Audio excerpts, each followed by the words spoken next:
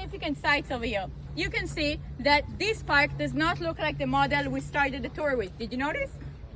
It's more greener. Yeah, it's not so crowded so far. So someone was asking me, wait, what with the British? The British started ruining. So let's say the city of Jaffa was very crowded.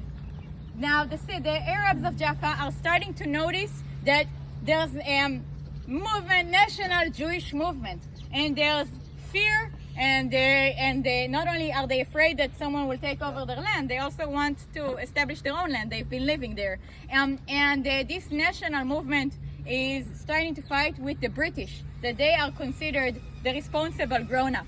At some point in 1936, the Arabs are going to say, we are going to start riots. We are not going to provide services to the British. We are going to rebel against them. We're going to terrorize them until they're going to give us what we want. Now, in the Israeli Jewish in the Jewish tradition, we call it the Great Arab Revolt. I'm not sure what you call it in Arabic. الثورة العربية الكبرى. The same, العظمى. ثورة. No, it's exactly الثورة العربية العظمى. Okay, كبرى. great.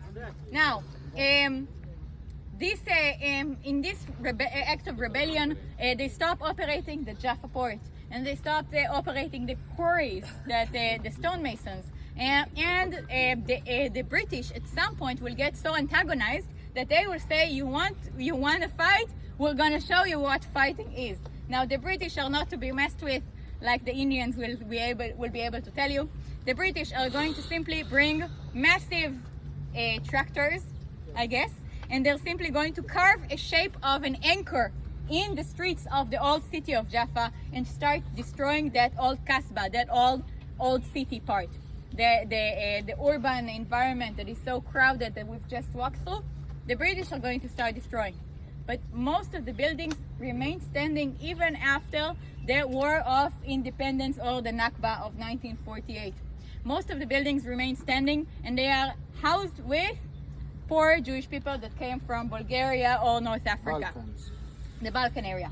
Now, in the 60s, when the municipality is starting to offer alternative housing, they were looking at the houses that are standing here, and they said, okay, some of these houses are not worth living in.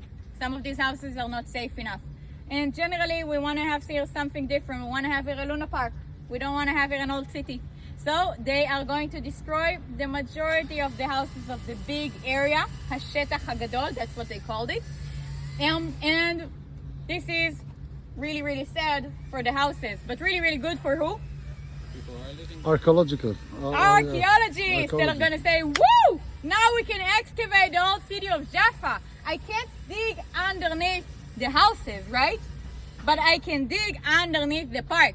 Now, you guys have already started with archaeology, right? You know, this is like a gambling. You don't know if you're going to find a coin, if you're going to find a piece of pottery, or if you're really lucky, you find a gate.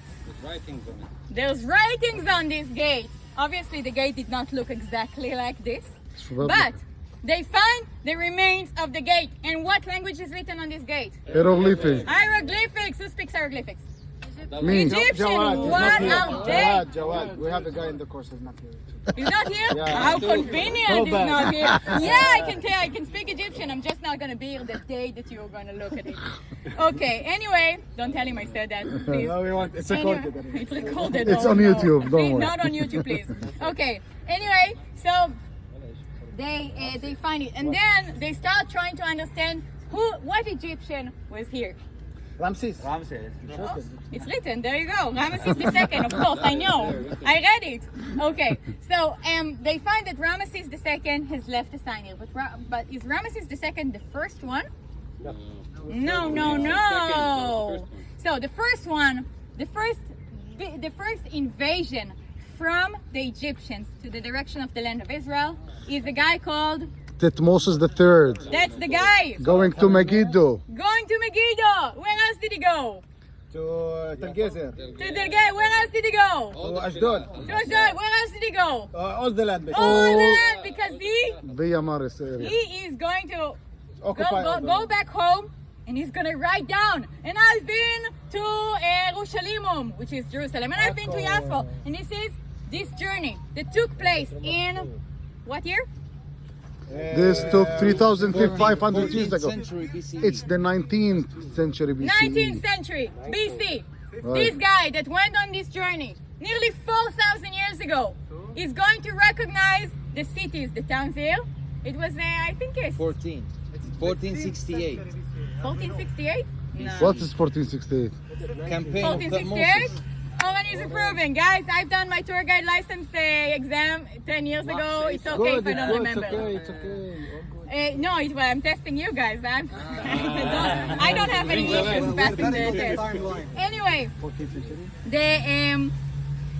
he's gonna go on a journey. He goes back home and he's going to write down all the names of all the sites he's been in. And this is the first time we have a textual evidence of the names of these places. Up until then, I have no idea what these people used to call this area. Why not? They didn't leave a note. They didn't write down. They didn't have a written culture. Now, 200 years after Thutmose, you have Ramses II. Ramses II is leaving this gate, which is parallel to the wall of the Ottomans. This is the wall of the Ottomans. This is Jaffa Street, is right over there. He is going to leave here the entrance to the structure of the gate, and this is what we are fortunate enough to see nowadays. It's a great opportunity to talk to your travelers. Why is the gate so far down? It's the layers. Because of the layers, but you know, people that come here for the first time have no idea how that works. So you explain to them how the layers of archaeology work, how you dig down. The further down you dig, the older you get. You explain to them that they found two little nuggets. You can actually see the outline of the nuggets. Can you see that? No. On the top right, there's a nugget. In the middle of the left, there was a nugget that they found. And from this, they composed the restored version. They assume there was a top of the gate, but they never found it. That's why the material is different. You explain to them that the municipality wanted to give us a feel of what a gate would have looked like. And that's why they've dug down and they've made this site look the way it does, because there was no approach to it up until like a year ago. We can't see any. Where's the remains original or ones? archaeological findings. What's that one? The original columns or The the original. original is in the Museum of Antiquities of Jaffa, which is down there, but it also travels between other museums. How come it's here in the Museum of Antiquities of Jaffa? Because it was dug after the establishment of the State of Israel. If it would have been found before the establishment of the State of Go to Israel, Jerusalem. Israeli Museum in Jerusalem. in the British Museum. Rockefeller. Oh, Rockefeller. There we go.